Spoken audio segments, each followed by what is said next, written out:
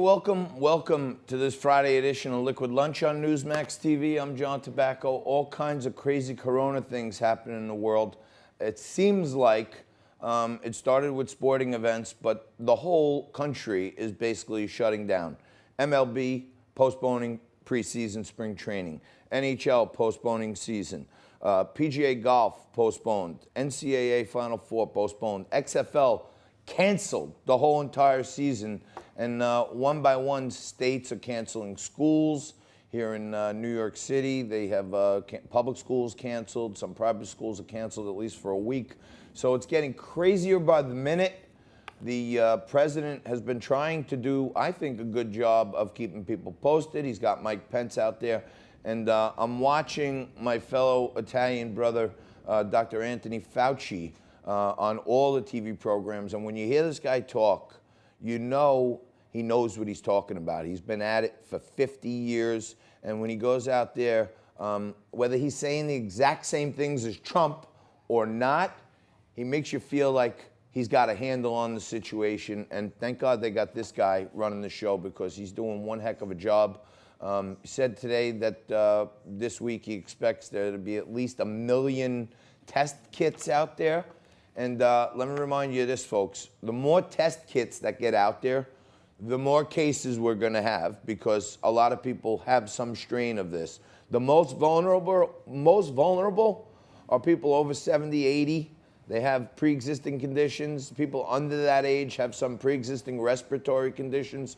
So if you're under 70, okay, and you're not sticking your hands in your mouth and touching your face all day long, and you're doing fist bumps for flu season, you're probably in good shape, all right? And I think the fear, fright, and hysteria that the left-wing media keeps pushing on this is really making people's anxiety levels raise. And one thing it's done for sure, it's created a crazy uncertainty in our stock markets. We've given up almost all of the gains in the market that were the beneficiary of Donald Trump's new economy. And you know, today, I'm looking at it this morning. After yesterday, one of the biggest point games, biggest point drop since 1987. It looked like Armageddon. But when I look at it today, I saw the futures indicating this morning up. We're up about 1,200. It looks like, okay, maybe there's a bid here. Maybe there's people ready to buy here. It's given up a lot of those gains already. We're about 700 points off the highs of the day. We were as low as 250. Now we're up 500, which is a good sign. But I talked about this a little earlier in the week. There's a thing in the markets called a dead cat bounce. It's a technical term. When something falls really fast, it tends to maybe pop up a little bit, and it's like a head fake. Don't think this is the time. And I can just give you some sage, and I'm old. I'm 52 years old. I've been at this market game for a while. I'll give you some sage advice, okay? You want to take as little risk as possible over the weekend, because you can't get out until Monday. When we're in the middle of a global pandemic like this, you don't know what news is going to come out over the weekend. And if it's bad news on top of bad news this weekend, I mentioned last week if we closed below 25, I thought Monday we'd come in at 22,000. As we speak, we're at 21.7. I mentioned yesterday that if we close on Friday under 22,000, we could wake up Monday morning with the next stop point to the downside of 18,000. And I think right around 18,000, that's the clean out level. That's the colonic level where this thing has pushed all the pain out of the market, and there could be some recovery there.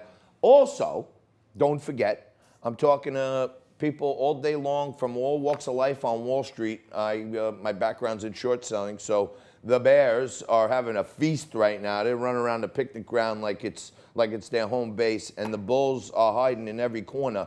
But I can tell you this, you don't want to go into this weekend long if you don't have to. Whatever you're long already, keep it there and see what happens. It'll recover.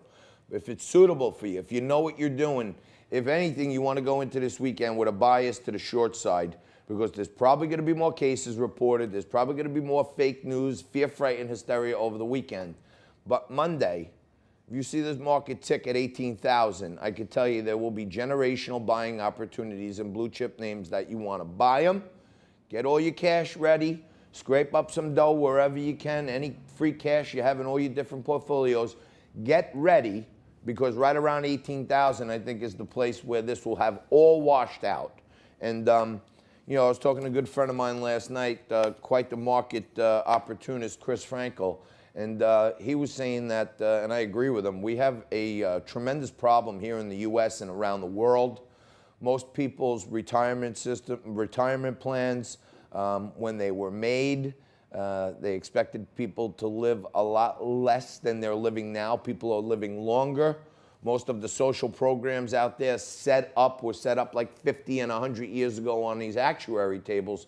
So some are saying, including my good buddy Chris Frankel, that, you know, there is some social engineering going on here, and then maybe, you know, governments around the world want to possibly diminish their aging population. So we'll keep our eye on that. I tend to think that China had some hand in this. I think it came right on the heels of the new trade war, and I could see, you know, China engaging in some biological warfare on us, where they say, okay, Trump wants to put tariffs on us, we'll start a global pandemic, which will paralyze the global markets, and Trump's stock market gains will get wiped away. Last thing I'll tell you is this. I do not expect the fear to subside before the end of this month, the month of March, okay?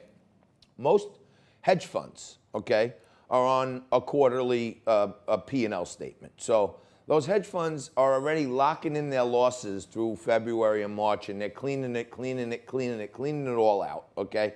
And they're probably gonna, if there are some opportunities, maybe start coming in. You'll see a bid in there around 19, 20,000 where they'll start buying.